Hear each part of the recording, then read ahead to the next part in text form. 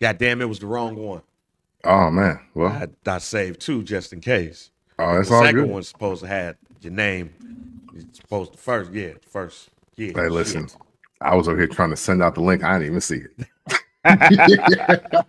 Hey, but what I do see is that you're now tuned in to, the greatest wrestling conversation podcast in the world. You know what I'm saying? I do see that. I do see a lot of wrestling to talk about. So that means it is, and it can only be time for the first Black Champ podcast. And I'm still the podcast Intercontinental Champion, Camp from the Port.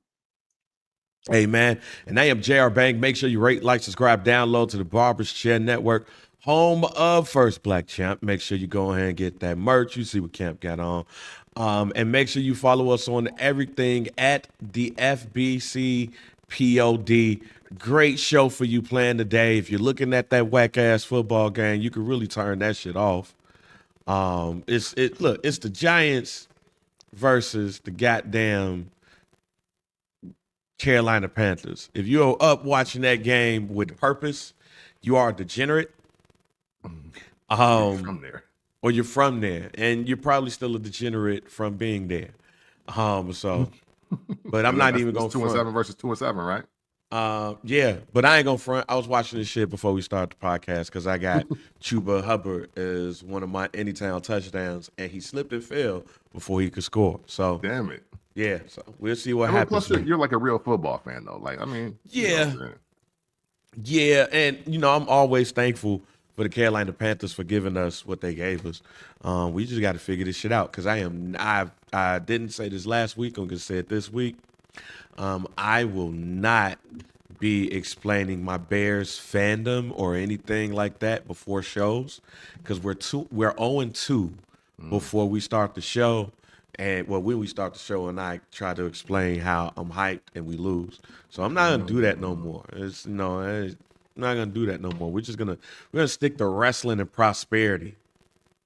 Hey, listen, wrestling and prosperity, man. Prosperity is a big thing. It's needed. So I totally feel you.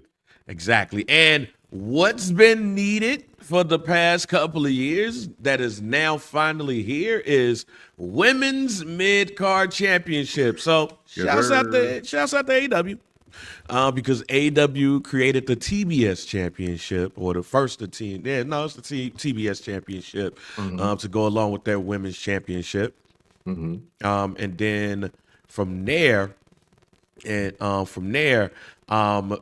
the WWE, they went ahead at NXT and created the women's North American Championship, and now Nick Aldis has announced that we will have the women's United States Championship. And let me just say that's the best looking belt on the roster right now, coming out, coming off the top rope, the best. But the U.S. Championship belt was the best one off the top anyway. But now we have the women's. What are your thoughts on this mid-card championship? I think it's great because now we can get like that kind of synergy of using the whole roster versus everybody that they just feel should be going for just the main title. I think the one thing that's been very bad on just the WWE, I'm not going to say this about any other organization, but what's been really bad about the WWE is that they'll give a nice runway for a woman to be successful, like win matches, get popping, whatever, and then there's nothing for them. And for a lot of those years, the consolation prize was, you're going to lose to Charlotte Flair. You're going to lose to Sasha Banks. You're going to lose to Becky Lynch. Or you're going to lose to Bianca Belair. Cool. Hey, you're doing so great. We're going to have the women's champion beat you.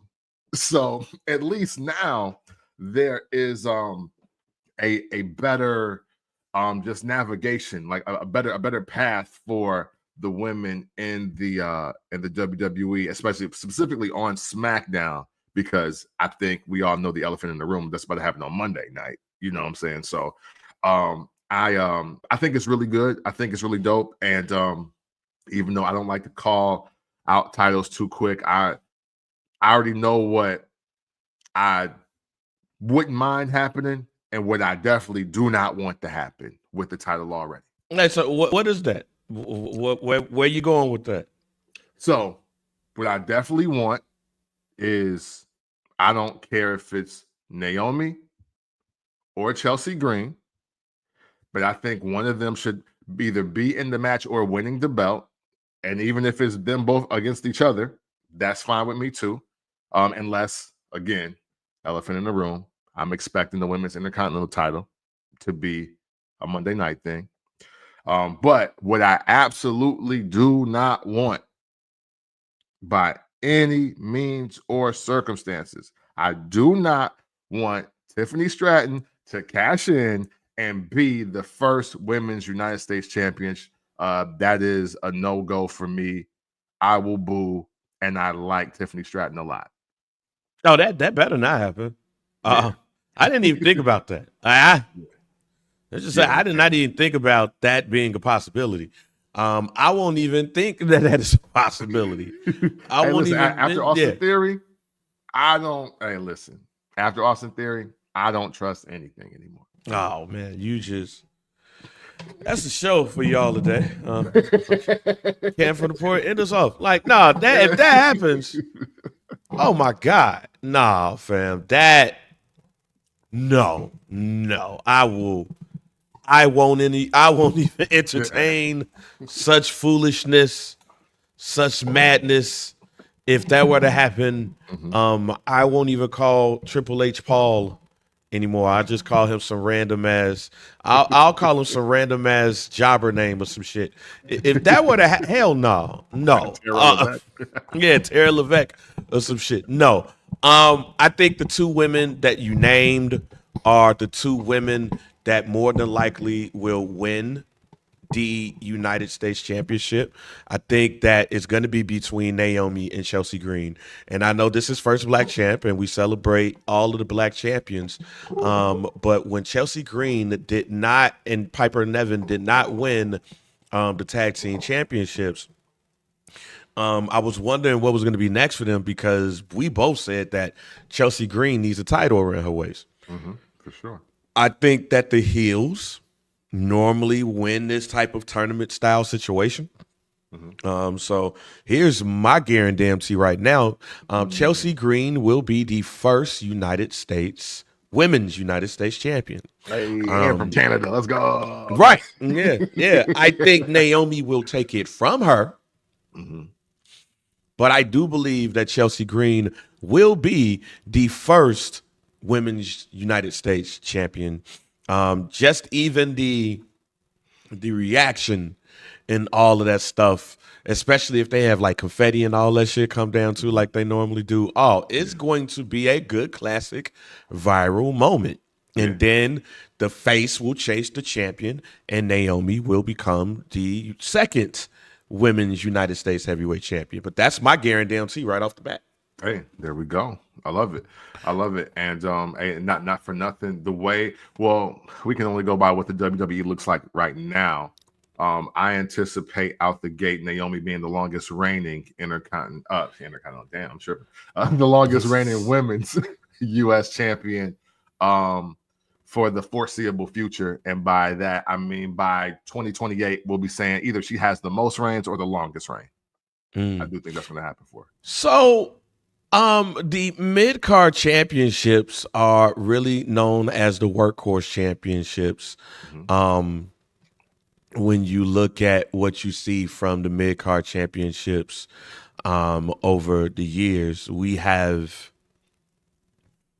it's been off and on. It's been off and on when you look at the prestige, but I think the WWE, especially with the Intercontinental Championship, has done a great job at bringing the prestige back to that belt specifically. So let's go to the Intercontinental Championship. It's clear that they're going to have a mid-card title there too. How would you like that championship to look, though? Should it look like what we currently have, what Braun Breaker has, or should it look more like the classic Intercontinental Championship we know and love? Yeah, hey, listen, I am not a fan of the new belt. So props to Gunther for making it mean something, because I don't like the look of it. I'm actually, you know what, Bang? Even though obviously I love the one. I love this one. But you know what? And I'm gonna call it by the name that I associated with it the most. I want it to look like the Shelton Benjamin title. When Shelton Benjamin had the IC belt, I want it to look like that one. That's the one. Where it's like the gold, it's like the globe, and so it's kind of like this, but it's the world, but the world is like bigger. That one. So, but let me backtrack a bit. Should there be a women's intercontinental championship? Yeah, for sure. Or should it be one? No, because look, if they did better with the tag titles, I would say it should be one, but shouldn't, because they don't do that right either. So obviously, I mean, and look, and we're running into it being too many belts again, right? But at the same time, there are enough women that are really, really good for there to be 4 singles titles, because there's got to be, respectfully, of course, there's got to be something for Kairi Sane to win once Io takes off. There's got to be something else for Jade Cargill to win until she's really ready. Lyra should have a title on the main roster. And that, because that's how they were billing her, that's how they were booking her, that's how they were propping her up. And all these makeshift tag teams ain't the play, because there is, like, nobody can beat Bianca Belair, dog. Like, nobody can. So they got to get the tag titles off her. Like, now she's beating women 2 at a time. So put 2 more belts out here. Let them win something else. Let her get back to either the world or the women's title and do her thing. And then you got 3 other belts plus the tag titles that these other women can go after until somebody can truly say, hey, I'm at Bianca's level. Because literally, outside of Bayley and everybody else that was on that level is gone. At least gone for right now, for one reason or another. Well, it better be a women's intercontinental championship. If you got 2 world championships, if you got 2 tag titles, it shouldn't just be one. Right. I think it actually should be the opposite. And look, let me first say this, and I'm gonna say this again because I be making fun of Paul, but Paul want to be WCW or NWA so bad. That's a fact, though. It has been apparent to me for quite some time, and this is another reason why I don't think there's a such thing as too many belts. I think there's meaningless belts. Like, for example, in the grand scheme of things, what was the point of the European Championship outside of D'Lo Brown saying that he was from Istanbul, Turkey?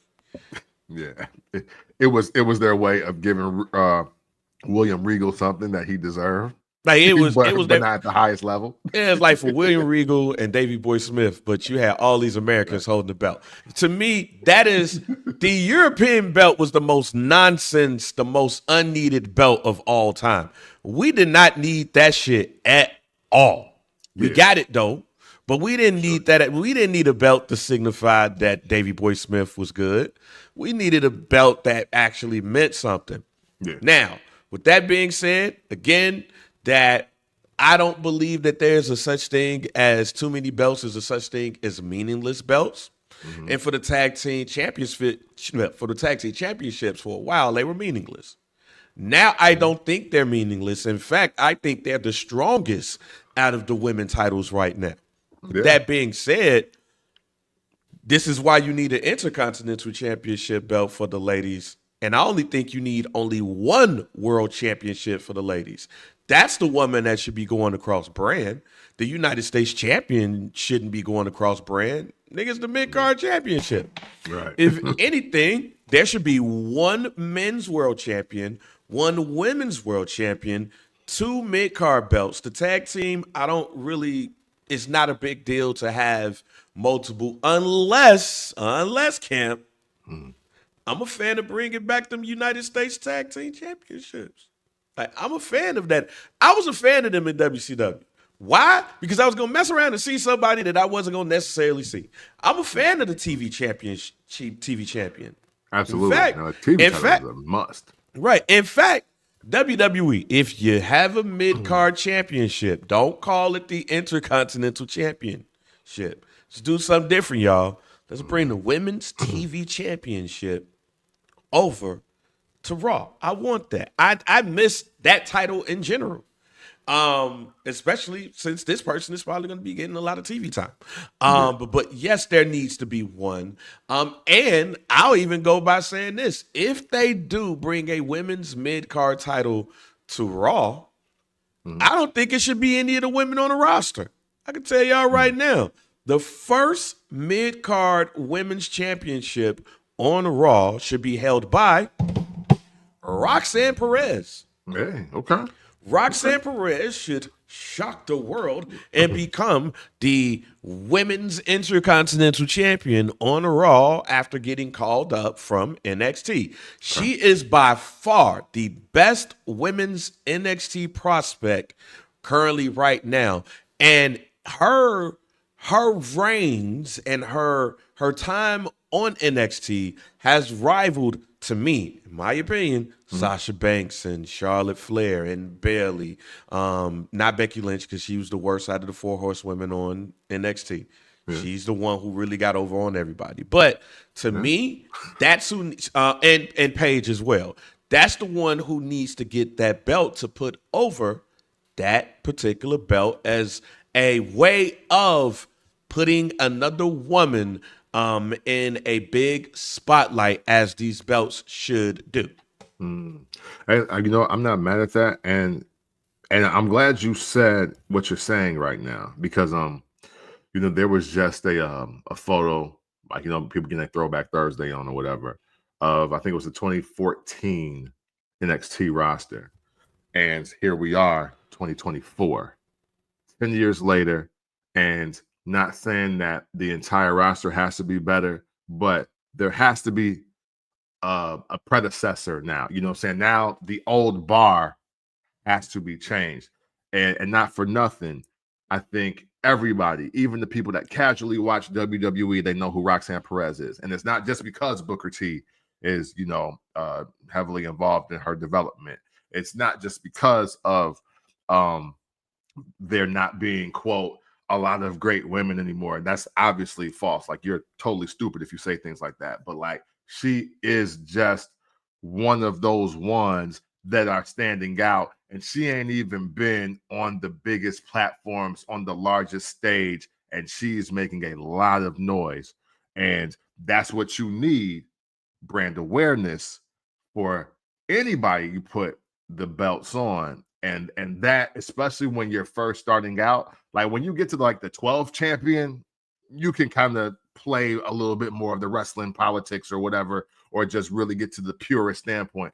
But when you are, when you have a new belt and we're trying to develop the belt and you're trying to build it up and put some prestige behind it, you do want somebody like a Roxanne Perez to hold on to it. Yeah, so we'll see what happens, but very interesting to see how they're going to play this. Will it be a battle royal? Will it be a tournament? Will this tournament end at Survivor Series? Will they pull like a Survivor Series daily game type of thing? It'll be very interesting. And who would be in the tournament? Will they mix Raw and SmackDown women in there?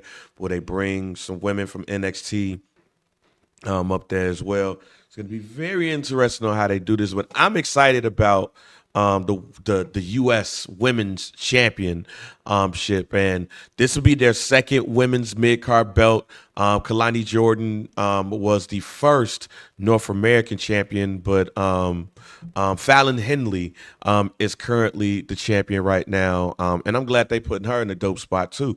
And how they're doing, they have enough women on that roster to where they could call up a couple, and they wouldn't miss a beat at all. Speaking of championships, I want to move this up a little bit, but Montez Ford Well, let's have an honest conversation, Cap. Let's have an honest conversation. No, We're gonna back to back this.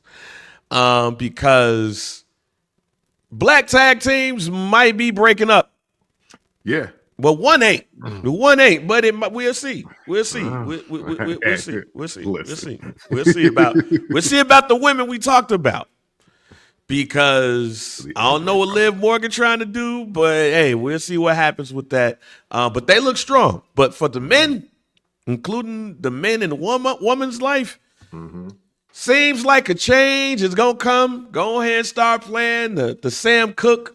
Because anytime a black man hears Sam Cooke, they get sad or they feel like something's gonna happen, and you might as well go ahead and, if we want to be cultural, ladies and gentlemen, WWE, if you want to be cultural, you will play Sam Cooke sometime next week. Because let's start with SmackDown and the promo that Montez Ford had delivered on SmackDown this past week.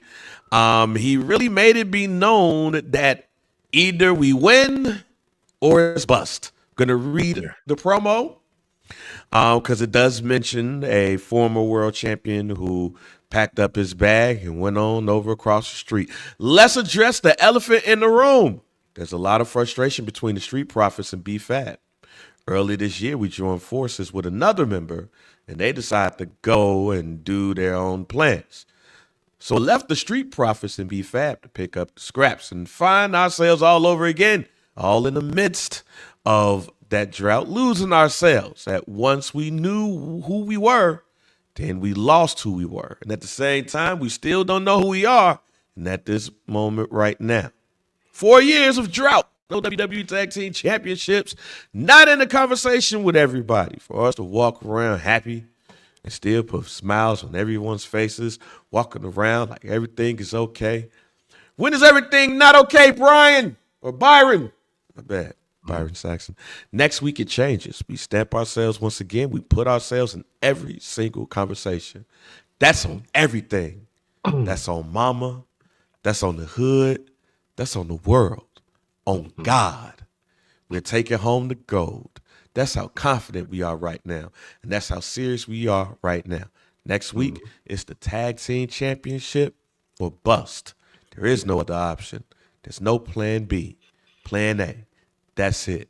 First off, Cam, let me congratulate Montez Ford on the cultural references. Right, for sure. In this promo. Out the gate. That's on everything. That's on mama. That's on the hood. That's on the world. On God. As somebody who still uses, I put that on everything I love. I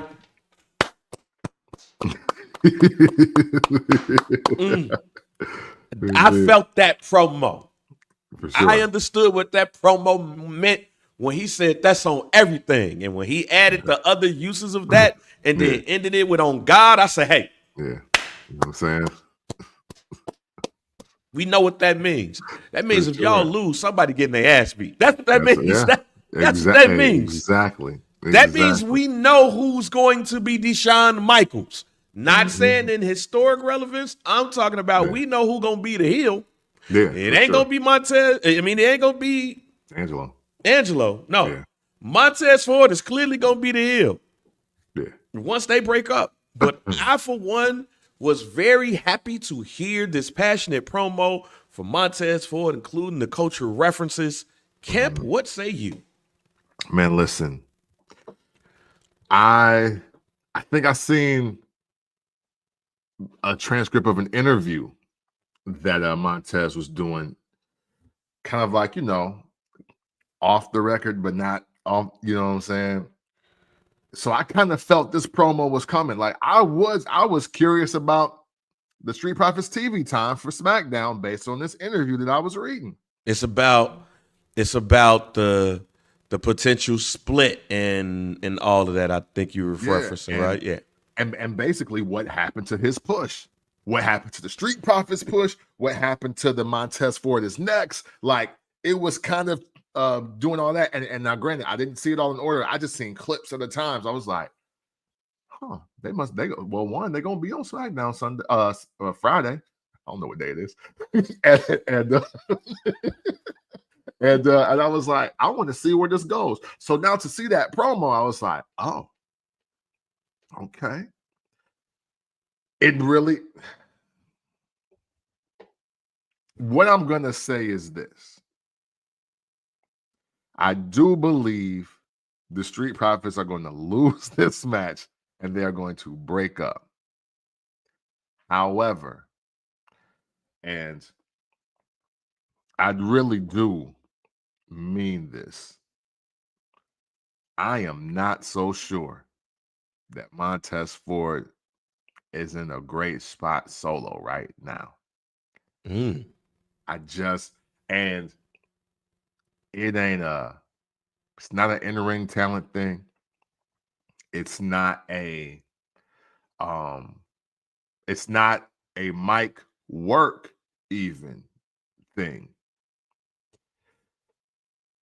This promo kind of let us know that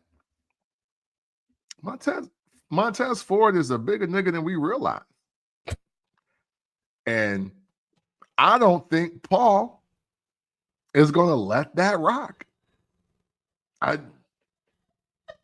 Sorry. I'm here for it. That was not what I was expecting to hear, ladies and gentlemen. Hey, look, I'm here for it. Bang here for it. The FBC community is ready for it. But do Paul really want the spook who sat by the door as the champ? Is that what he want? Ooh, whoa, you potting right now. You are potting right now. Listen, hey man. Hey, Montez, we feel you. But man, if he started talking about how the Iowa City numbers look, if he started talking about how Salt Lake numbers look, when you facing LA Knight, like, hey man, I'm just saying something, and I want to be wrong. Okay, I want to be so clear. I want to be wrong, but man, you cut a promo like that went over Paul head. He was like, wait, what? So what is on God? Like, what is? I'm not sure if I get that. You know, I listen to some rap music, but like, hey, look, Paul is still listening to Run DMC, bro. Like, he not here yet. You know what I'm saying? He don't listen. He know the Jay-Z hits. And does Stephanie McMahon listen to Future? Doubtful. Unless it comes into her like rap caviar playlist, I doubt it. I doubt it. Like her workout playlist. So you saying Stephanie McMahon still listen to the safe white rap classics? Like, oh yeah. Like Bust a Move. Yeah, like and she might have some obscure joints like throw your hands up if you wanna be down. So come on, hey, come on. Hey, she probably got like that. They're like, yo, how do you even know that? So she got some naughty body. And I know to hit the jam on the jam to get the jam.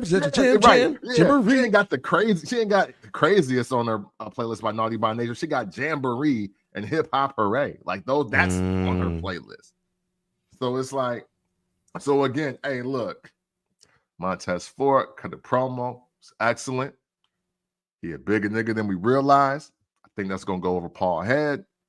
And I'm kind of worried about how this will translate into his solo run. Just got to be honest. I did not expect that to be said. I think it's still going to be a slow burn. Mm-hmm. Like if on Friday, Montez Ford and Angelo Dawkins break up, I don't want them to fight. Let me just say this. I don't want this to be a Shawn Michaels, Marty Jannetty situation. Just do like the goddamn Demolition. Next thing we know, we see him as a new, totally different person. Like the Dudley Boys didn't technically break up. Right. Did they? No, they just one just got They drafted to just got Raw. drafted, right? Yeah. And next thing you know, Bubba Ray was still Bubba Ray, and Devon was a pastor. And you masturbators are going to hell. So I don't want that to happen. And I think that Angelo Dawkins could be just as successful. Well, let me rephrase that. I don't think he'd be like in a world championship conversation. Yeah. But I do believe mid card, like he'd be a very strong D'Lo Brown esque type of situation. Where, in my opinion, D'Lo Brown might be the most underrated wrestler in the WWE in the 90s. Hey, listen, Let me state this right now. When I say Angelo Dawkins and D'Lo Brown and put them in the same sentence, people that don't know wrestling, who ain't watched the product, and they just see the videos of D'Lo just doing that and you better shit, recognize. they don't understand that this man was the European and the Intercontinental Champion at one time. He's a dual champion in the WWE. And I'm going to say it again. D'Lo Brown is the most underrated wrestler in the WWE in the 90s. I'm with you. I believe that Angelo Dawkins could have a pretty successful career in the WWE. But Montez Ford is going to be a slow burn, y'all. And here's what I mean by slow burn. Even the way Shawn Michaels was set up, he didn't go into the world championship conversation. Right. Like he did that, and then next thing you know, it was a slow burn to him even getting the Intercontinental Championship. Yeah. And then he got it, and then we start to see the potential. Even when he wrestled Bret Hart in that ladder match, we start, okay, he could be the wrestler of the 90s. Yeah. You said something very important there, Bang, and I want to just rewind it just a tad, because if you were in real time watching the Rockers, and even though you saw the subtle character changes, like they started losing matches, he started looking a little arrogant, flipping his hair and all that. I'll speak for me, and if you agree, then great. I still didn't believe in Shawn Michaels at that point. Like, you know, when they got to the barbershop, even then I was just like, I don't believe in none of this. Like, why? Like, they breaking up, this would be sad, but like, I never thought like, oh, they should be separate, which is kind of how we're looking at the Street Profits now. However, once the kick and the glass, you're like, wow, okay, that's a moment that really built Shawn Michaels up for the future. It's like, okay, he's capable of doing that. Now what? And then it became the slow character building. Let's build this Heartbreak Kid thing up. Again, some of the coolest things that were done for the character of Shawn Michaels was the acknowledgement by the Fink and by Bobby Heenan. It was always, hey, guys, hold on. I got to break an announcement. Shawn Michaels has left the building. And I was like, what? Like, what?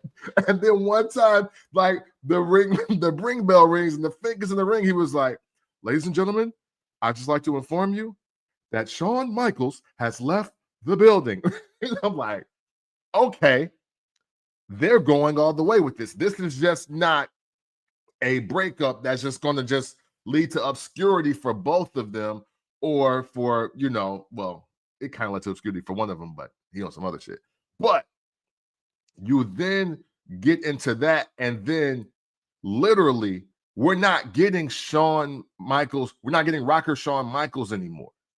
We're getting Shawn Michaels. It's almost like he was like a whole new wrestler, like he signed a whole new contract, and this built. And that is, I think, the mistake that a lot of other tag teams that have broken up before, is that what is your identity when this is over? Montez Ford, albeit great, he is going to have to show us something different when the Street Profits are no more, just like Angelo Dawkins will have to. But I think what's easier for Angelo is he's the unexpected. he's already made the improvements that would say, hey, we need to give this guy a shot at a mid-card title anyway. He's lost the weight. He's picked up the moveset. He's become more explosive. He has that one thing that everybody kind of expects him to do in the ring. And he's talking less, but he's a very serious character now. It's not all fun and games with homie like it was when they was winning titles. And now I look at the Street Profits as, okay, Angelo's changing, but Montez is kind of staying the same. So now what happens when you split them up? And who goes with, who does B-Fab go with? Or do they future endeavor her out the gate? I don't know. I kind of feel like either one of them will benefit from her, but I just don't know who right now. So I'm going to say what I said last week, and I'm going to say it again. Unless you Sensational Sherry, unless you are a real extraordinary talent that pops out on the screen and there's a woman, unless you're that, I don't want to see you trailing any wrestler. Okay. And here's why. The only time I did not like Sensational Sherry is when they made her to be a babyface. Yeah. And when did they make her a babyface? Shawn Michaels, Marty Jannetty. Yep. When she got hit in the glass, like when Marty Jannetty tried to hit Shawn with the glass, and he hit Sensational Sherry, I was like, all right, we ain't got to see Sensational Sherry no more. Yeah. Then they brought her back, and she was upset at Shawn and all of that. Next thing you know, she was getting her ass whipped by Luna Vachon. Yep. I still remember the urban legend when I was young. It was like, oh man, Sensational Sherry titty popped out on Raw. We got to watch this shit. Yeah. So definitely want to see it. With that being said, I don't want to see B-Fab as a face. I don't want to see her with Angelo Dawkins. But we know that Montez got a woman. And she in wrestling on the same show. And she's a face. So I would love to see how they work that.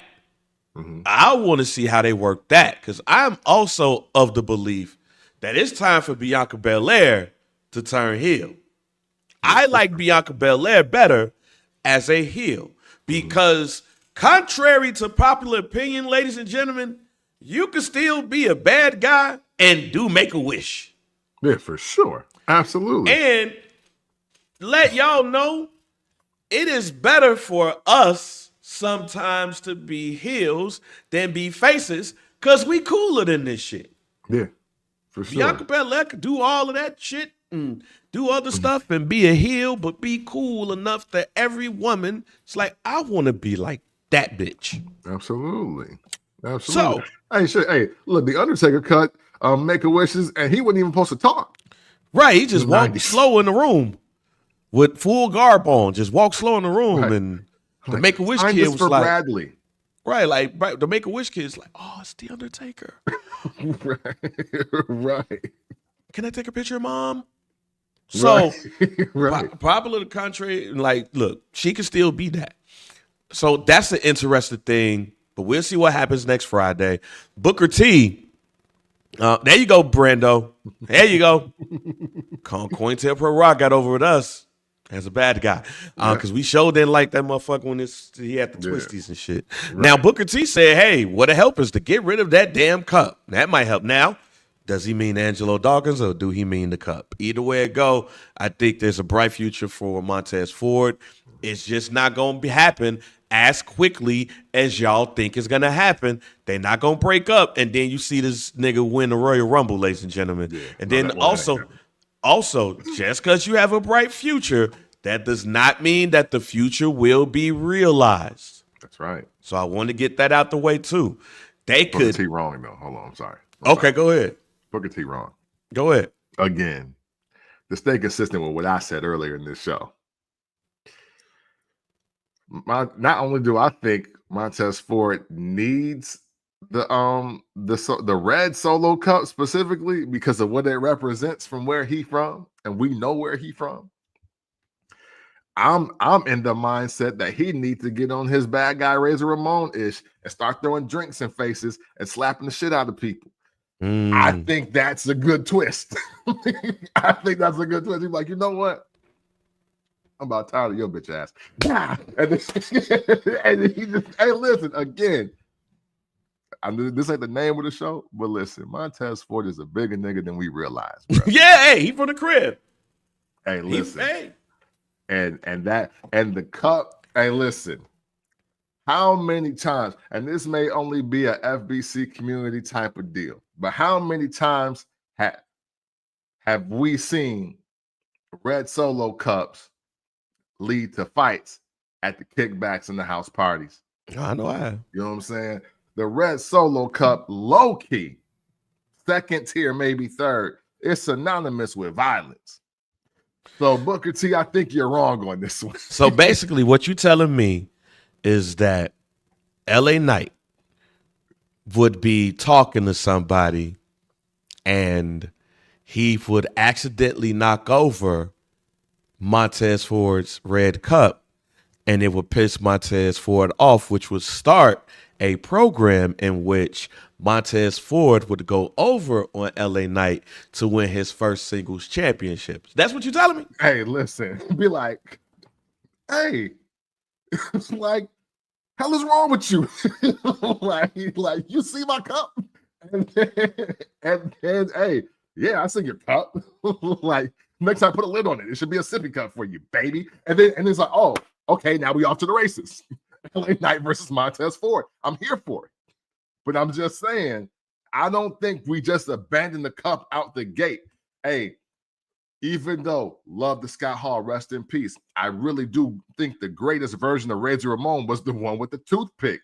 And it was like, how could the toothpick mean that much? Well, where he let you know you ain't shit, he flick it in your face. And what you gonna do about it? Because I'll beat your ass. That's what Montez Ford needs. Hey, I got this. What you gonna do about it? Because I'll beat your ass. Don't that sound like somebody in the hood with a red Solo cup? Sounds like me. Hey, so we will see what happens with that. And that's why I also believe that cup probably represents Angelo Dawkins. All right, so speaking of another breakup, now this breakup, man, the culture, no matter how you thought about them in the beginning, one of the greatest factions of all time, if not the greatest faction of all time, greatest tag team, or one of the greatest tag teams of all time, if not the greatest, is the New Day. Yes. If we believe what we see, and if we believe the reports from Dave Meltzer, the New Day on their 10th anniversary celebration will be breaking up. My question to you, the first question to you is it too little too late for the New Day to break up? No, it's not too late. I think it's just it's past the time. Like it's expired. It's but even more reason. But you know, I think they're just a victim of circumstance. Like this piece that was Big E was supposed to carry the New Day the next 5 years, and it just didn't happen that way. I love what they're doing to set up Xavier Woods, because full transparency for me, I think Kofi's done and been done. I think he's been meant to be the D Wade to the Bosch and Braun, so he can fade out, do whatever he need to do. Obviously Big E was the future, and Big E was going to be the future of the company after we saw the Money in the Bank cash in and everything that happened. Rich Holland, man, you owe us, bro. You owe us. So that leaves Xavier Woods now, and who is still the only person I'm truly worried about, because I honestly do think Xavier Woods is a great talent, and I love that this, even though from a tag team standpoint of like how much they matter, yes, it's too little too late in that regard, but I don't think it's too late to build up Xavier Woods one more time to let him fly solo, because now essentially he has to. There is no in-ring Big E. Kofi's our age, and I think that he's been trying to retire to some degree, and I think what they can do, the best thing that they can do, is just let Xavier Woods fly. And I'm actually looking forward to how this setup will be, because I don't think it's going to be a fight. I don't think it's going to be a match or a program, but I do think just the celebration of the New Day, having Big E come out, I'm hoping, and then they kind of like send him off. Send him being Xavier Woods off to pursue whatever he wants to pursue. I think that would be a dope thing to happen. I don't know if that's the most entertaining thing to happen, and if everybody will, and how it will translate on TV as well as in the audience, but I think that would be a dope thing to happen. I'm not so sure a breakup is going to happen. Okay. Here's my thought on this. If they break up, well, let me rewind this. I want you to think about it like this. They're doing the anniversary show for the New Day. Big E got to pop up. For sure. We got to hear Big E say, "Oh, wherever they at. Yeah. Don't you dare be." We have to hear him. They have to come out to the ring together. Yeah. Or they come out to the ring and then we hear Big E's voice. But Big E cannot be at the party.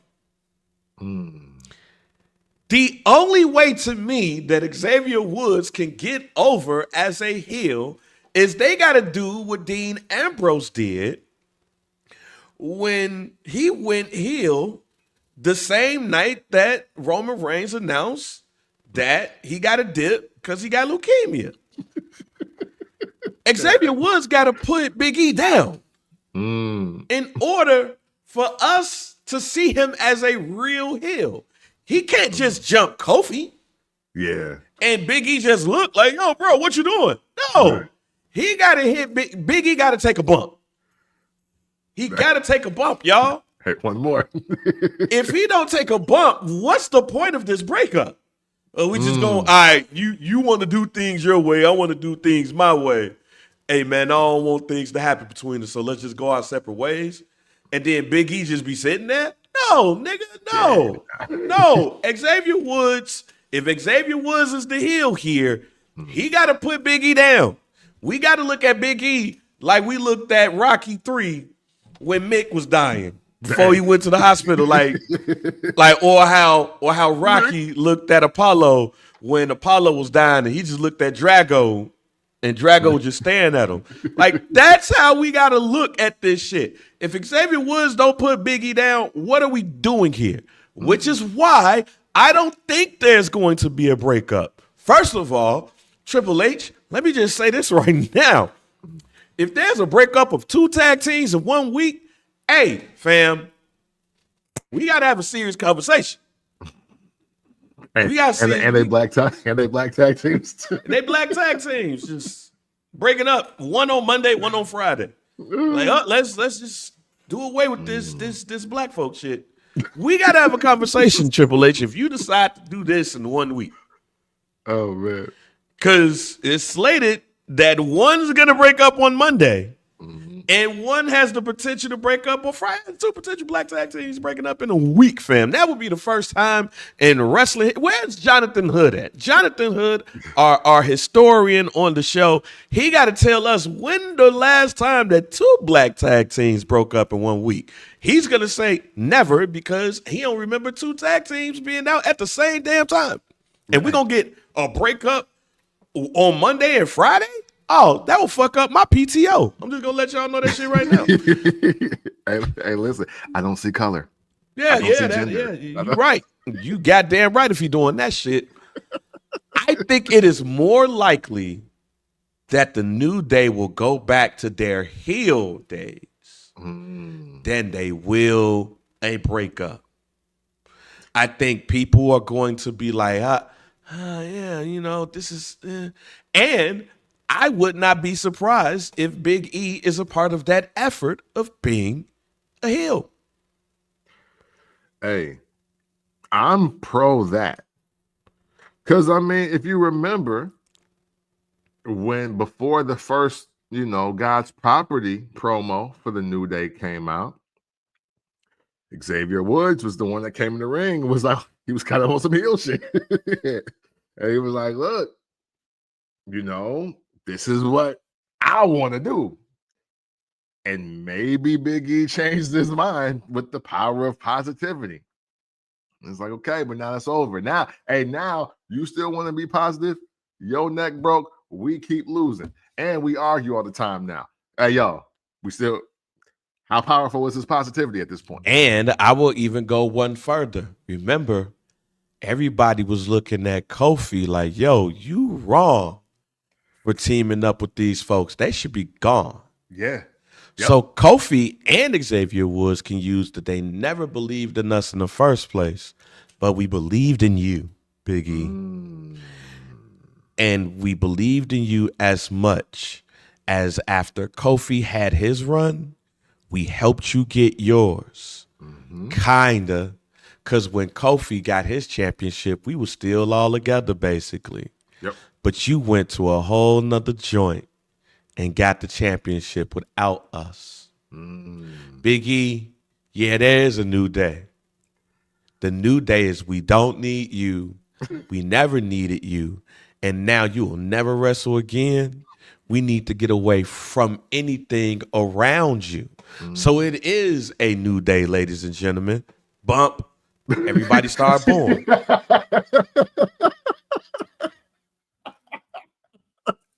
Hey, listen. Hey, that sounds like a great segment to me. That sounds like a great segment to me, too. I'm here for it. I am absolutely here for it. That's all I'm saying. But we will see what happens. But I'll tell you this. I just don't feel like a real breakup of the New Day is going to happen.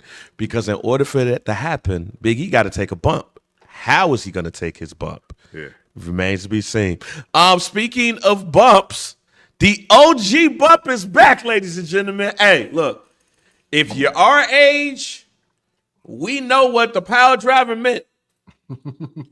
With the right person, the Piledriver put you out. It made you shake in convulsions. You had a seizure. Before we even knew what that was, like, remember Hulk Hogan got that shit done by Paul Orndorff, and Hulk Hogan was on that bitch. Right. Hey, like he was having the worst epileptic seizure of all time. Boy, Gorilla Monsoon was over there like, oh my goodness, Hulk Hogan's about to die, and Bobby the Brain Heenan would be like, good riddance.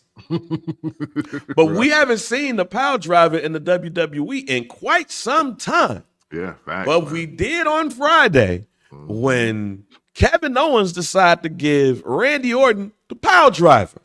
And Michael Cole put that joint over like, man, it's a reason why that move has been banned. That band has ended career. Boy, he made it seem like that move was like getting shot. Yeah, absolutely. They rolled Randy Orton ass on the stretcher, the meat wagon, all of that shit. And when you look at the execution of the Piledriver, it wasn't a hop, y'all. It was just a lean back. Yeah. Yeah. But Piledriver's a Piledriver. So, what was your thoughts about the return of one of the greatest OG moves of all time? Well, one, I thought once the Piledriver conversation came up, I was like, yeah, yo, this is why I love Arn Anderson. That's where my mind went first. I was like, random. I was like, yo, but Arn Anderson Piledriver was fire. Like Spinebuster Piledriver, Arn Anderson, top 3, not 3. But 2, I was like, man, Michael Cole and Corey Graves are selling this. That was the greatest sell since the New Age Outlaws dumped Chainsaw Charlie and Cactus Jack in the dumpster and pushed them off the stage. That is hands down the greatest sell from the announcement team. than that. The only thing that would have made it better is if the locker room came out and oversold it as well, like they did that night. And it would have been the final joint of the night. Yeah, you know what I'm saying? Right. Like, oh, we gotta go. You know, but this is, hey, look, I forgot who said it, but salute. Hey, y'all was right. Kevin Vaughn is here. Kevin Vaughn is here. Hey, and man, hey, look, if Kevin Owens don't win the title after this, man, please go to TNA. Please go to NWA. Please go to A. Go anywhere else. Because no way you're not going to clean sweep 2025 and have every belt in whatever organization you decide to go to. If this don't end with Kevin Owens, I'm sorry, Kevin Vaughn raising that title in the air and kicking the ropes in a fit of rage. It has to happen at this point, bro. Look, I'll even go as far to say, first of all, I did not like Kevin Owens with the stunner. I just didn't like it. Yeah, same. I think it's too early for that. Yeah. But I love Kevin Owens with the power drive as his finisher move. Look, bring that shit back. All right. Look. I think they have bastardized the Canadian Destroyer to the point where I didn't give a shit about the power driver no more at all. But the way it was put over on Friday Night SmackDown, oh no, bring that back. I need a montage at the Survivor Series of Kevin Von Owens just power driving everybody he wrestles. I need him to wrestle jobbers. I need him to wrestle low mid carders. I need them all to shake. I need them all to get the stretcher.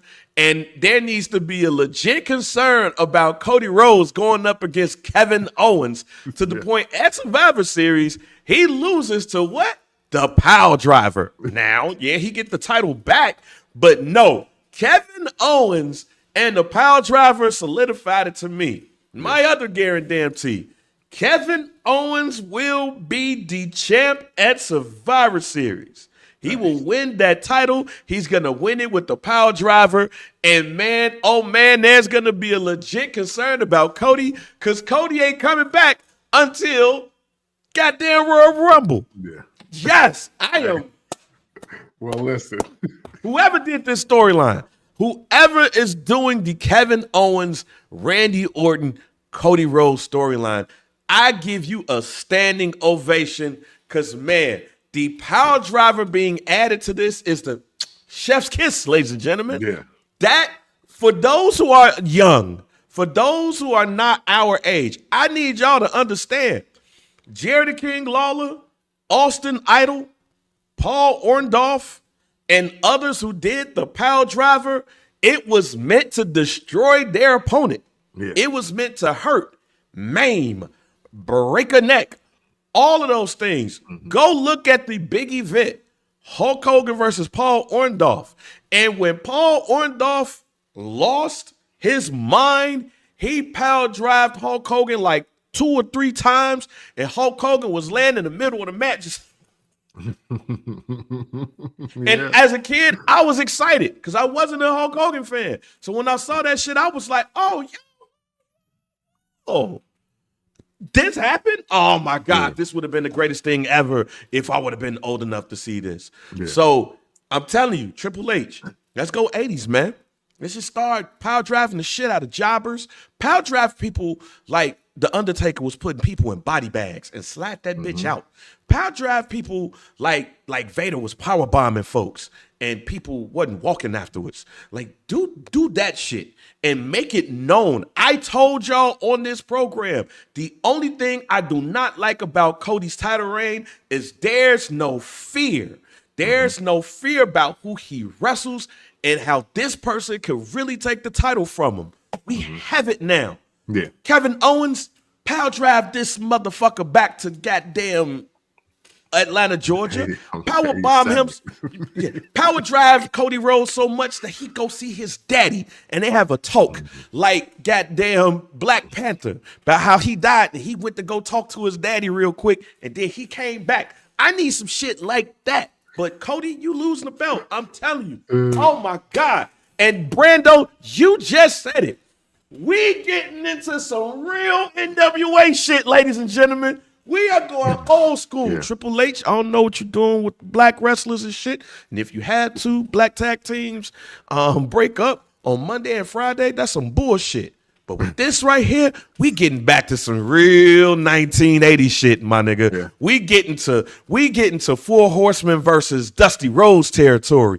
In fact, I wouldn't mind if Kevin Owens got 3 other people and they fuck up Cody Rhodes' ankle. And then we get Starrcade 86 all over again. Like, that's how excited I was when I saw a nigga get power drive. I was like, shit, we back. Yeah, hey, and you know what? Because so we kind of got one of the same guarantees.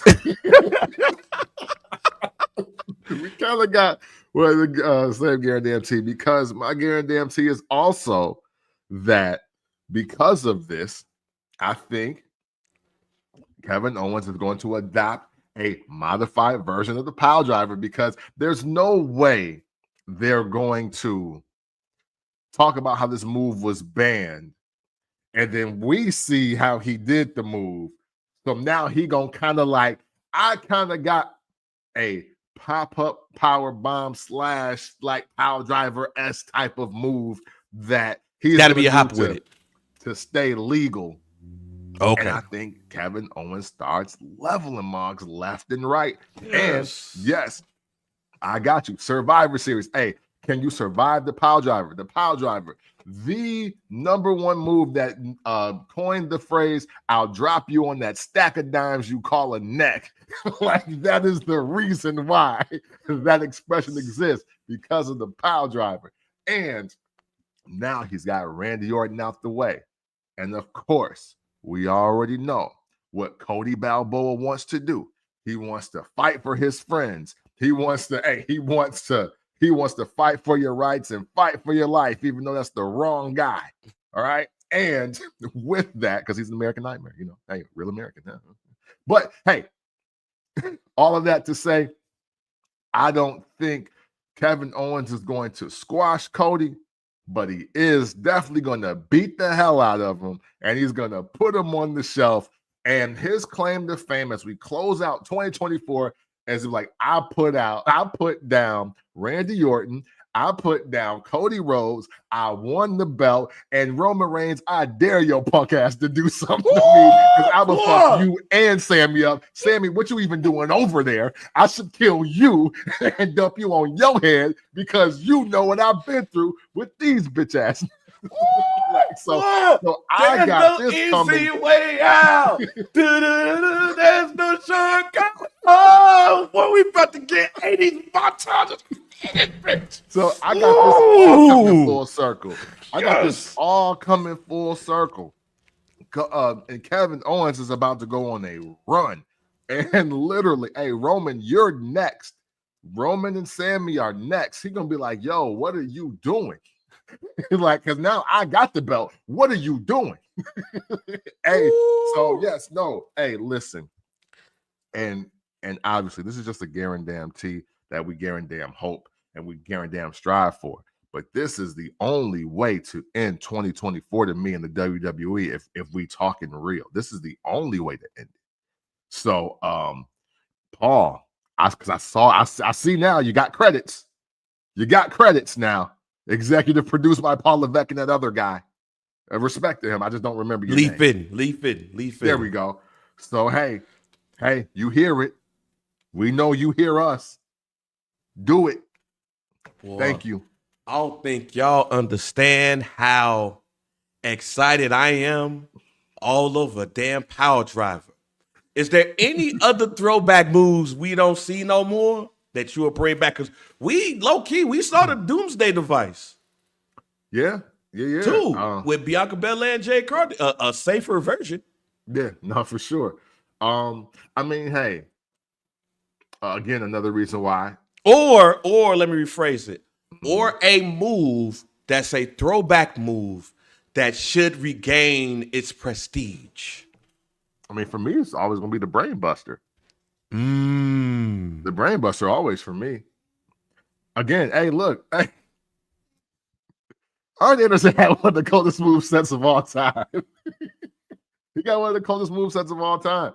And you know the brainbuster and Piledriver very synonymous, very similar. But for me, that was always my personal favorite. Obviously the lariat, but you know, it takes a special person to do the lariat. Yeah, you got to be big as hell to do the lariat. For me, go ahead. You know, oh no, but I mean, you know, spine buster, Piledriver, brain buster, and I'm good. And I'm good. There's only one move for me. No. And it's not the super kick, ladies and gentlemen. Yeah. Along with the Piledriver, that was a move that if you did it in the hood, you automatically won the fight. It's the DDT. Yeah. Boy, the DDT. Let's see, the thing is, I love the DDT, but too many people start using the DDT. That's what I said. I want that to be like somebody's got to take it over so nobody else is doing it. Because right now, even though people don't probably recognize it, I think the best DDT currently is The Miz. Yes.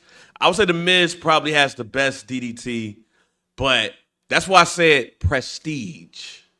I got you. Well, when you did the two best DDTs, no, I'll say three. There's the three best DDTs ever. Nobody's beating Jake the Snakes. Yeah, for sure. Nobody's beating Jake the Snakes. But this is a Arn Anderson episode, ladies and gentlemen, because Arn Anderson had an excellent DDT.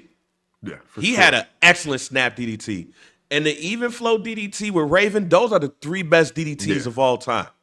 Yeah. After that, you start watering down the DDT like you did the super kick. Yeah. But the DDT is old school. It happens once. That's it. I don't want to hear shit else. Ain't no 2 3/4. No, you're out. Down. Yeah. 3. Go right. Just say 3. Don't even say 1, 2. No, just 3. Go ask Ricky the Dragon Steamboat about how all this was fucked up over goddamn DDT. Go ask DDP about how all of this shit was fucked up over DDT on Total Request Live. Do that shit, y'all. DDT, bring the DDT back. We need that back. Yeah. No, absolutely. I mean, Brendo's going crazy, but he's absolutely right. but yeah, you know what? And all the modifications of the DDT, even though the Future Shock DDT, I do have it in my top 5. So shout out to Drew McIntyre, but like the double arm DDT, I didn't really like that. Sorry, Nick. I'm sorry. I didn't like the Sting Scorpion Death drop. Yeah, Scorpion Death. Yeah, it's just like, dog. Once Jake, Raven, and even Arn, because I got the even flowers too, because I ain't gonna front. Prisoner of the Moment, I had the even flow DDT at number 1 in the mid 90s. I ain't mad because I was like, yo, like nah. I was like, the way he doing this is too ill. I ain't mad at it. Yeah. With full leather jacket, flannel, shorts, you know and Carhartt boots. Like, yo, Kurt Cobain was kicking your ass in 1997, bro. Like, Kurt Cobain was kicking your ass. And then it hit you with the even flow DDT. It was a guarantee. Hey, man, Donnie right there with another underrated joint. No Samoan should ever be affected by a headbutt. I don't give a damn who you are. Yeah, that's a fact. No, if you are Samoan or got any drip of Samoan blood, if you are Samoan, how some white people are black, you should still not be affected by a headbutt. Hey, let us know what throwback move should bring back we should bring back the prestige. Another one is like submission holds. I didn't realize how much we are in a drought when it comes to real submission moves. Yeah. But the figure 4 leg lock needs to be back. Bro. Why is that the transition submission move in a match now? Like, Y'all better go back to the abdominal stretch. What the fuck is y'all problem? No, yo, this is crazy. The figure four, and everybody just do it. Everybody just do it. Oh no, oh, and then but you roll over out of it. No, hey, listen, hey, here's one for you goofballs. Even Greg the Hammer Valentine's figure four was menacing. Hey, with or without the little calf crusher, whatever it was on this damn leg. But yo, man, yeah, no, I want all of y'all to stop using the figure four. That is you want to talk about disrespect to Ric Flair. That is 1 through 5. Like, yo, stop doing that unless it's your finisher. Stop. yeah, like the sharpshooter. We need to bring back prestige to the sharpshooter / scorpion deathlock. Yeah. We need shit back. Camel clutch needs more respect. That I was just about to say. We need shit like the camel clutch back.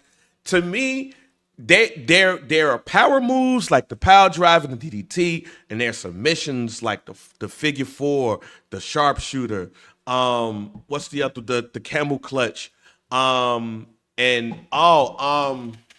What's the move that Triple H started doing for like 3 days?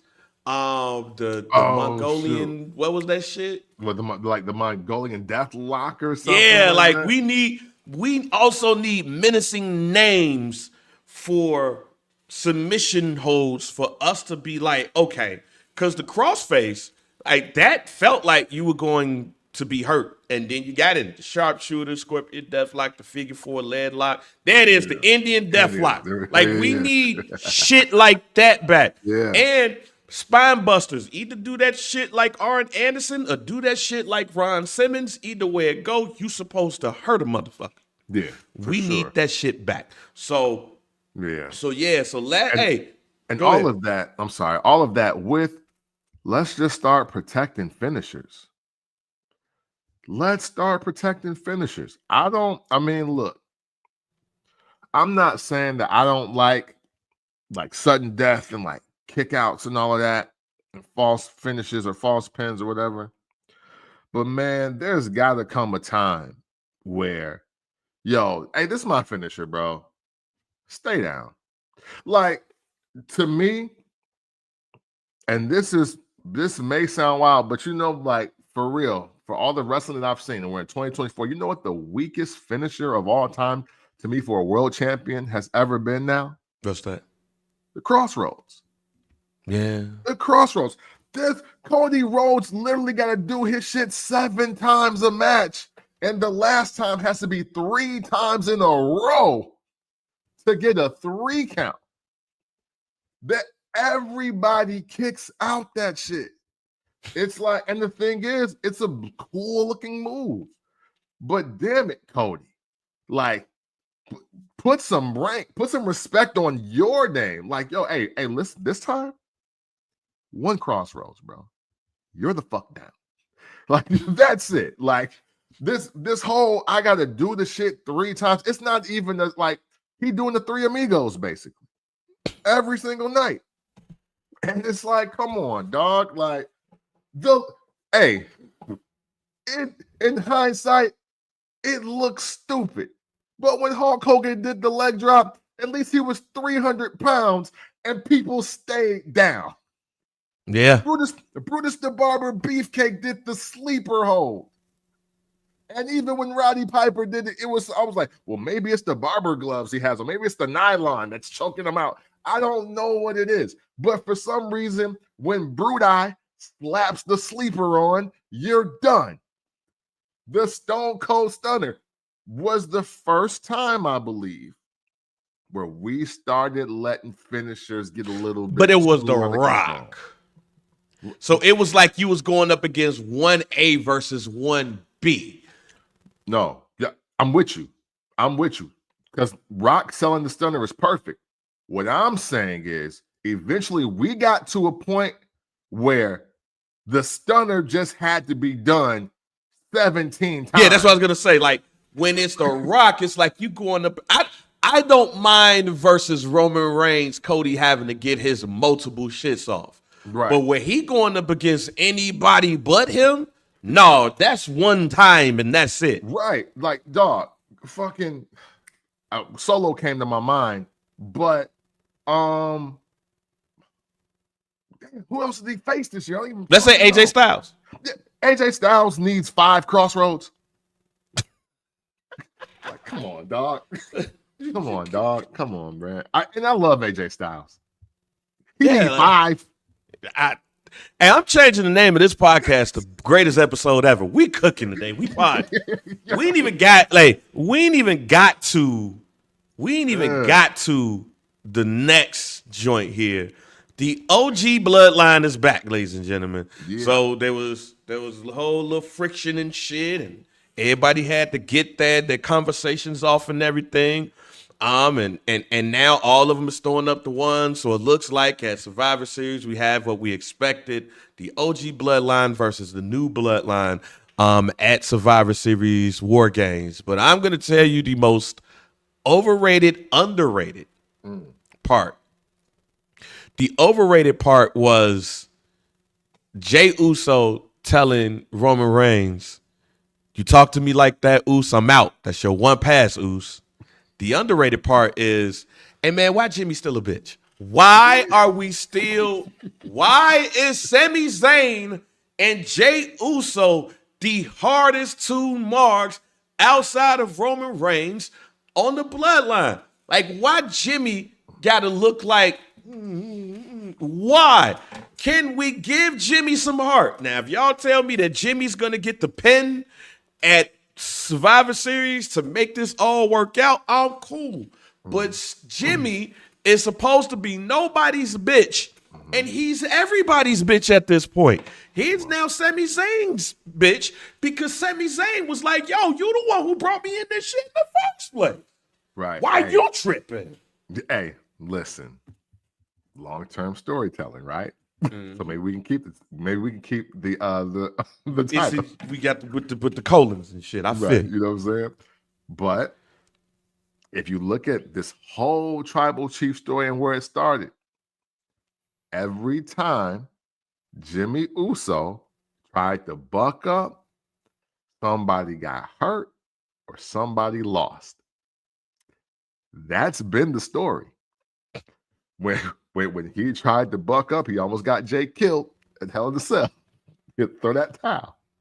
So he hobbled out there, the ACL injury, had to throw the towel. He came back. He nobody bitch, right? But what was the story? Hey, you interfering with main event Jey Uso. Jay's leveled up since you've been going. What happened? He wanted to go get the tag titles. They started losing. So what did Jimmy have to do? Why don't you listen to what I'm saying as the tribal chief? Why don't you let your brother stay on his role, and maybe, just maybe, you might see some success. And they end up becoming the longest reigning tag team champions of all time. So literally, basically, the real story with Jimmy is, dog, you can't be the leader. Because ain't none of us successful when you trying to lead. So you may feel you nobody, bitch, but you gotta follow the pack. like even when Roman was like, yo, you gotta find your brother. I'm like, the one brother said, yo, you ain't gonna talk to me like that. And then the other one like, oh, come on, Jimmy. Come on, fam. Like, stop tucking your nuts in, Jack. Hold them bitches like your brother doing. Because if I'm Roman Reigns, I'm like, shit. And until you hold the belt as long as I did in 3 months, my G, I'll say what the fuck I want. Right. Hey. And that's how I feel. So, because Jay wrong, but the thing is, Jay hot. You know, hey, look, hey, it's hard to tell the dude that's hot that he got to listen. I feel you. No, I feel you, but I don't feel you, dog. I don't feel you, dog. Like, no, look, you ain't did. Look, you sell more merch. I bet you sold more merch than me and CM Punk combined. Bitch, how many titles you got? All right, shut your ass up. How long you had it? Shut up. All right, that's cool. But It's like, why did they say 29 days? Yeah, right. But I mean, it's not much to really talk about with this. We knew where this was going. We know what we're gonna get at Survivor Series and everything. I think the more interesting conversation is what happens afterwards.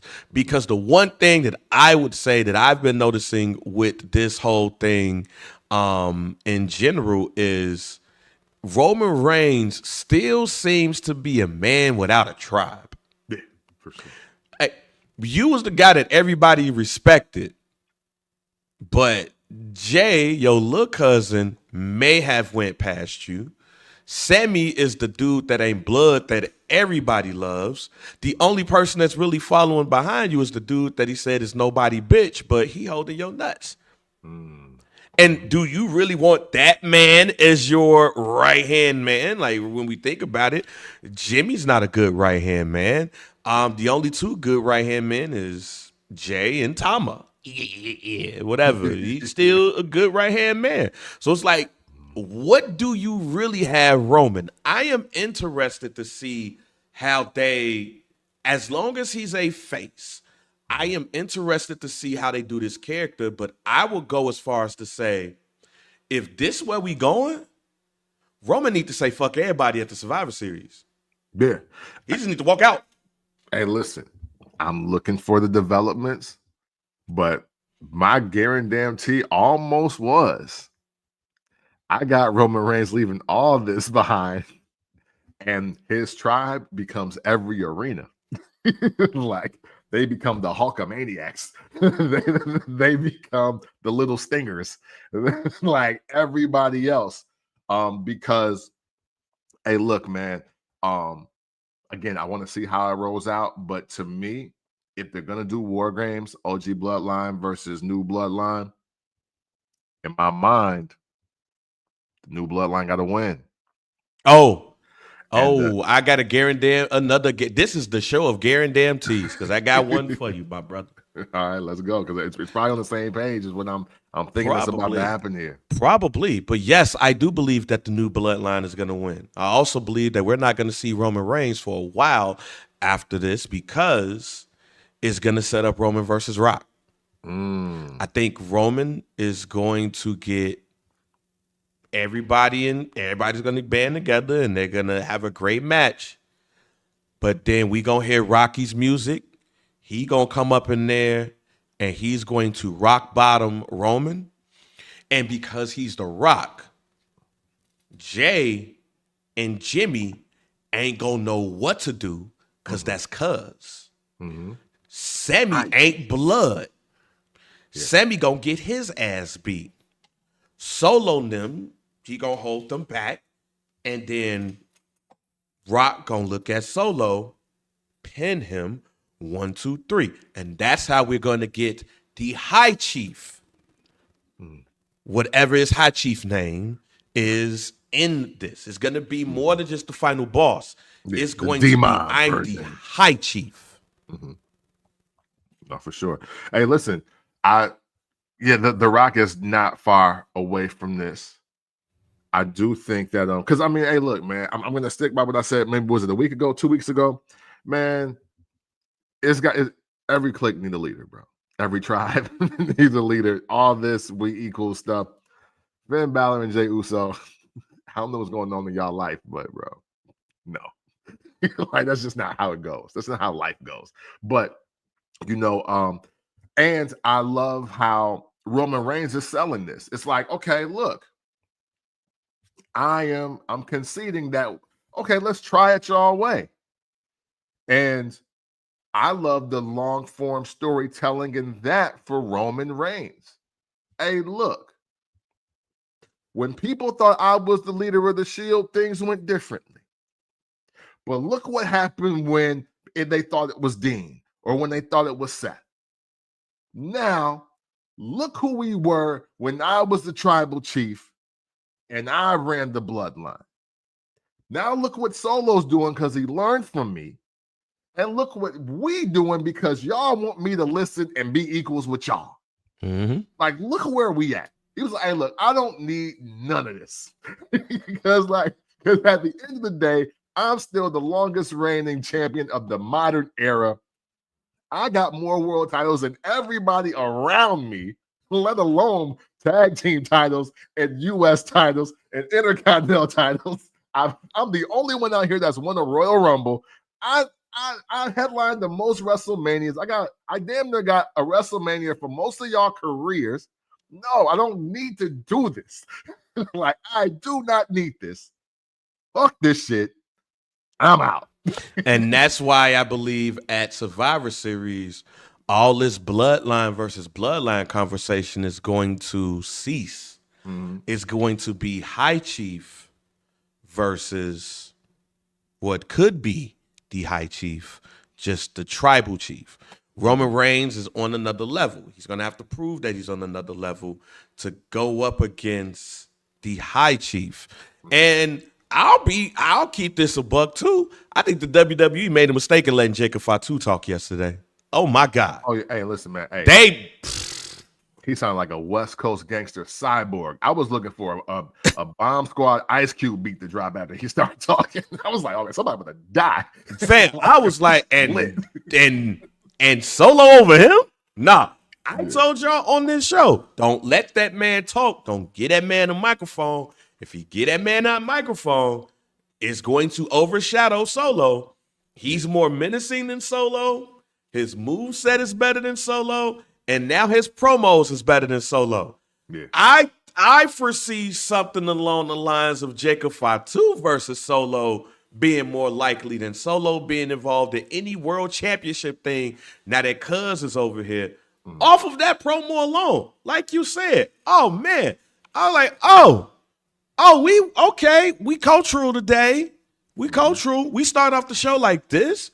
And he's by himself. And Brando, man, boy, when he said, "I'm a dog walk your ass." Yeah. Hey, listen. Hey, no. Hey, Jacob got it, bro. Jacob got it. When he said, "I'm a dog walk your ass," yeah. I think that is the first time in WWE history that phrase has ever been used, and I felt it. Yeah, no, absolutely.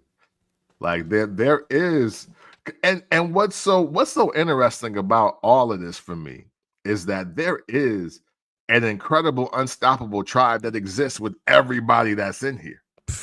You dig what I'm saying? Like, whether you use The Rock or not, but man, there is a world where Roman, Jacob, Solo, and Jay just go the fuck crazy with Tama Tonga. Like, this is, and I think that's everybody that you definitely need to really turn this into some otherworldly thing. But I don't think they're going to let them hold that many cards of power. But, man, yeah, Jacob, again, it's amazing what he can do with 30 to 45 seconds. And that's in ring, that's on the mic, that's walking to the ring. Like, he's just got it. He's really the guy. He's really the guy. And, man, yeah, hey, 2025 is going to be crazy. Boy said, "I'm a dog walk your ass." I say, bro. hey, let me let you up on game, stupid was hard. I was like, who is this? I was like, yo, I'm telling you, you don't think the Bomb Squad or Battle Cat or somebody should have dropped a beat after he was talking like that? Oh, my God. Somebody, hey, Public Enemies on Twitter, I ain't see y'all, unless I missed it, I ain't see y'all put Ether behind that. That, or maybe no, some Hank Shockley Bomb Squad need to be behind that. But yeah, man. To me, Jacob Fatu raised the game with that promo to where I would rather see him lead and be in front or whatever. I would rather see that man. That man said, "I'm a dog walk your ass." I say, bro, you right. And Brando, yes. That's the only thing that I thought was missing from the promo. I was waiting for him to be like, as soon as he was done, I was waiting for him to say, I love you solo. I thought I was waiting for that. That's the only thing that made me. I was like, oh, he ain't say that. Oh, but damn, that promo. But I was waiting for I love you solo. I was waiting for that shit, man. All right, man. A couple of quick hits before we get out of here. So Camp be knowing, Camp was right. Damian Priest is your number one contender. However, the question that I have for you is, we shitted on the choice of putting Bronson Reed over Seth Rollins at Crown Jewel. But he whooped everybody's ass. Jack, do we look at it like, were we wrong? I mean, no, but see that. Look, that's the game they play. Like, he is. If they make one more belt, they should call it the Backstage Brawl belt. So Bronson Reed can be the longest reigning Backstage Brawl champ of all time. He is phenomenal until the bell rings. He's phenomenal until the bell sounds and the match is over. I don't understand this. I do not understand this, because in a lot of ways, they have the second coming of Earthquake. They have when Tugboat became Typhoon. Shoot, in a lot of respects, they got 505-pound Yokozuna. Bam Bam Bigelow.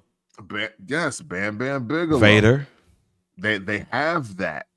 And King Kong Bundy. I think better. Yeah. But for the time, absolutely. King Kong Bundy. And they're not really putting him in position to win. He's just destructive. It's almost like hey, you're great in practice, but in the game, you're terrible. Like, what can we do about that? So Bronson Reed, that was just another on-brand night. Hey, lose the match, win the brawl. It's just like, hey, yo, my team getting blown out. Well, let's start the team fight. I'm good at that. And that seems to happen a lot for him. So I don't know what to feel or what to think about Bronson Reed, because everything else was kind of what I expect from him week to week. I love you solo. Man, I'm with you. I agree. I just don't know if the world of fat hills, monster hills is there. Like, I'm just saying. I think after the first time he should have been put in the prime spot. Everything that we said earlier about the Piledriver should have been Bronson Reed, but yeah. I mean, or just put him in that match instead of Dominic Mysterio. But I mean, it is what it is. But shouts out to Damian Priest for getting that number one contender in that rematch back. Can't wait to see him versus Gunther yet again. We wanted you all alone. The Wyatt Sicks kidnapped The Miz. Everybody thought it was going to be Final Testament versus the Wyatts. And we was like, no, we don't want that shit. Yeah. But I think it is, talking about long-term storytelling, very interesting how this played out, because basically when you look at the B team is what's bringing out all of this long-term storytelling. What is your thoughts around The Miz being kidnapped by the Wyatt Sicks? And since anytime you get touched by a Wyatt, Pauls, things change. What do you expect from The Miz now? Well, I mean, I expect him to have some B team flashbacks, and I expect him to send that cash app to Dexter Lumis, because he still owes some money. Forgot about that. Yeah, it's like, yo, hey, bro, that motherfucker owe me money. Hey, yo, I was like, hey, wait, hold up. Hey, yo, don't he owe me some bread? Let's get homie. Let me go get homie real quick. Yeah, that's so. Hey, look, the Miz story and a couple of the members seem to make perfect sense now. Yeah, I forgot all about that damn joint. The Hurt Syndicate is now live in AEW. Bobby Lashley made his appearance, and they beat the shit out of Swerve Strickland. So now at Full Gear is going to be Bobby Lashley versus Swerve Strickland. We've said this many times with many wrestlers. Mm-hmm. that as soon as you walk into AEW, you need to go in and get the belt. Yeah. And I think we both agree that Bobby Lashley. I think that Bobby Lashley is one of, if not the greatest black wrestler of all time. Yeah. I think Shelton Benjamin is one of, if not the most underrated wrestler, definitely underrated black wrestler. Mm-hmm. And at Fourth Row, at Steel Praying, I walked up to MVP and told MVP like, yo, thank you for everything you've done. Mm-hmm. Because I think that MVP has done a lot for this industry and putting people on. Sure. With that being said, I'll start by saying, man, seeing Bobby Lashley, Shelton Benjamin, and MVP in the middle of that ring at AEW was like seeing the $1 Million Man go to rural Pennsylvania. It just did not seem right. And it seemed like he was around poor people. That's what it felt like to me. It just felt like this rich dude that's around poor people. Let me say, I don't even think that they really truly understand the black magic that was in front of them. The black excellence that was in front of them. And if Tony Khan don't put Swerve out of his misery and let Bobby Lashley hit him with the Dominator, and then Bobby Lashley go off and beat John Moxley, then what are we doing here? Like, what are we doing? But at the same time, I can tell you this, Camp, I don't want to see Bobby Lashley versus John Moxley. That is not a match that's make me go, oh, I won't watch this shit. Yeah. I'm just saying that John Moxley versus Bobby Lashley, unless they let them fight, which is AEW, they might let them. But I need to see Bobby Lashley at the top of the card at AEW for the rest of his life.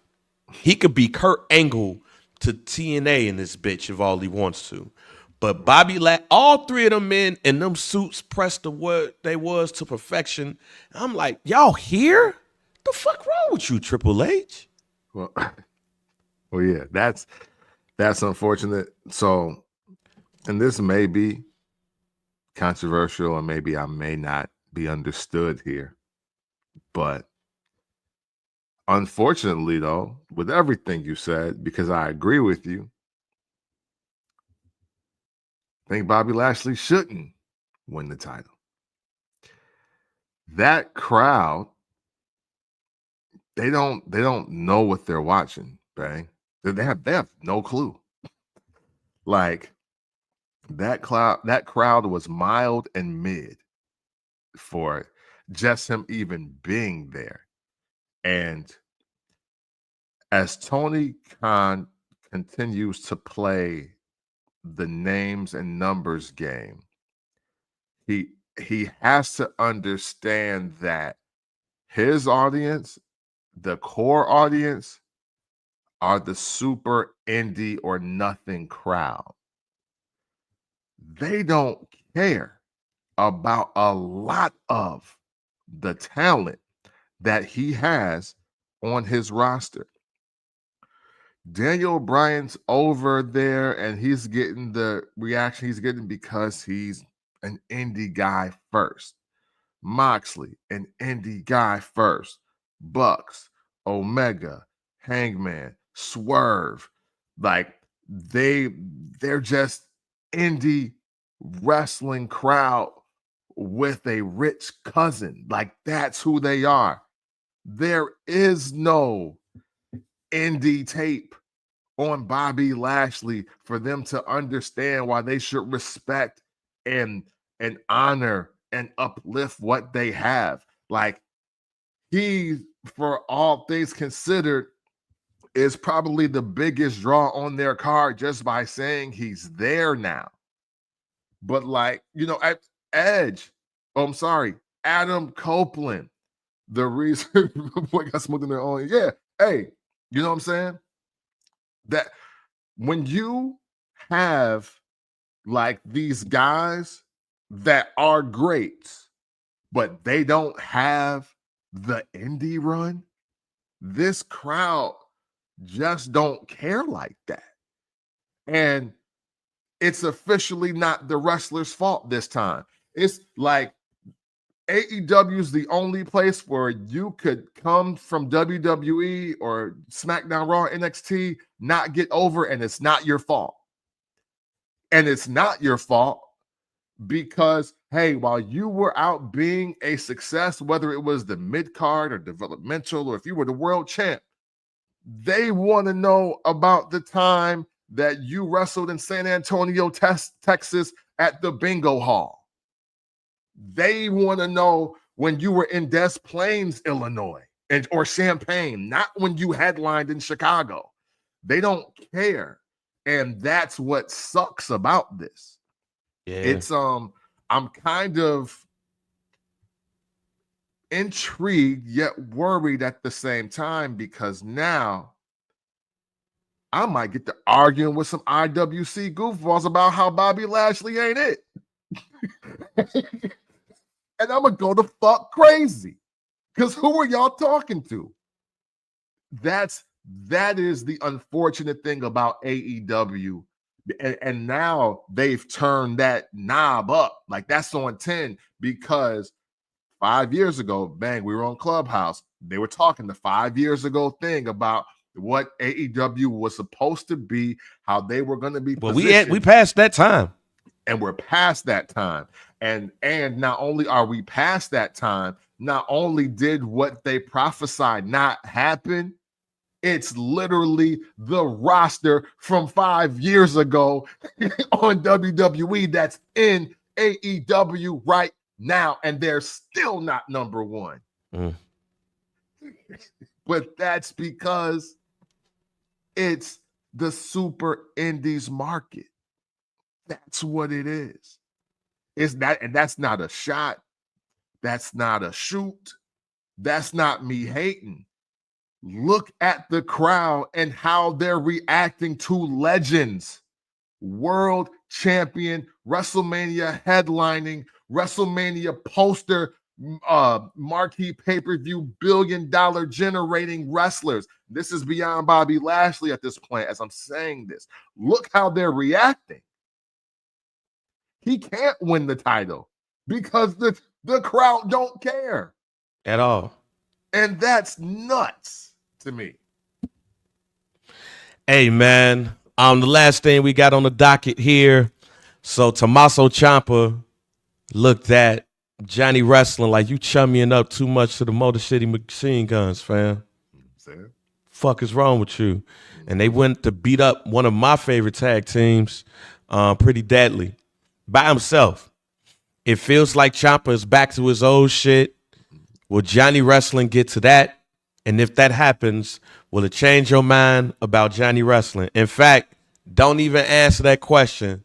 Close us out and answer that question in the closeout, my nigga. Man, we appreciate y'all checking out this episode of the First Black Champ podcast. Hey, listen, this was a phenomenal episode. This is a phenomenal episode. This is the apex. This is number one for your archives for sure this year. Maybe the last 7. We don't even know. Well, nah, them, it's up there, but them Jinder Mahal episodes. Yeah, I know. Those are elite. Those are elite. Yeah. Hey, and man, and we greatly appreciate y'all as you check out the show. The Davey Boy Smith episode too. Because we didn't realize how much Davey Boy Smith did crack. We did not. Yeah. We were that day years old realizing how much crack that man was on. Yeah. Because we did that oral history. He was like, wait a minute, he was on crack? Yeah. The swollest crackhead of all? Yeah, that's an elite episode too. And never danced. I don't understand it. But hey, man, listen.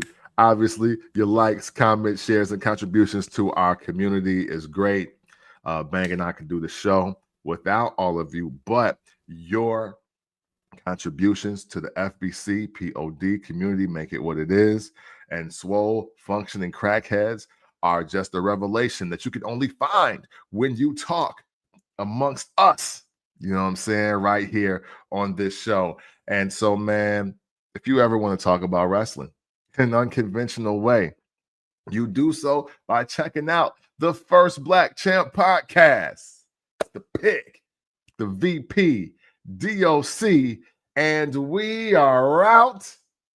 I don't give a fuck what Johnny Wrestling turn, because it's fuck Johnny Wrestling. He's the next one that needs that KO Von Piledriver. Thank you for watching.